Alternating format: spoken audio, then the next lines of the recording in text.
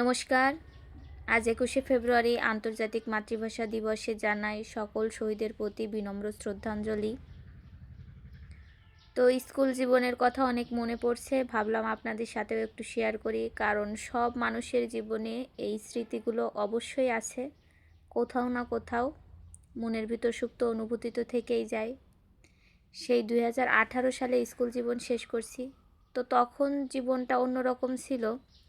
২১শে ফেব্রুয়ারির দিন সকালবেলায় 7টার ভিতরে স্কুলে যেতে হবে, অ্যাসেম্বলি, শহীদ মিনারে ফুল অর্পণ, তার জন্য ফুলের জোগাড়, ফুলের তোড়া, তারপর আবার র্যালি, এলাকা ধরে সবাই লাইন দাঁড়িয়ে র্যালি করা, র্যালির সামনে দাঁড়িয়ে স্লোগান দেওয়া, একসাথে সেই সবাই তোমার আমার ঠিকানা, পদ্মা মেঘনা যমুনা, এই স্লোগানগুলো দিতে হতো। র্যালি শেষে আবার মুড়ি চানাচুর এগুলোও খেতে দিত, বক্তৃতা অনুষ্ঠান, সব মিলিয়ে স্কুল জীবনটা অনেক সুন্দর ছিল।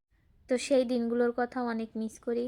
আসলে যারা এই জীবনটা পার করে এসেছে তারা অবশ্যই এই স্মৃতিগুলো মিস করে, এইগুলো ভোলা কখনোই সম্ভব না।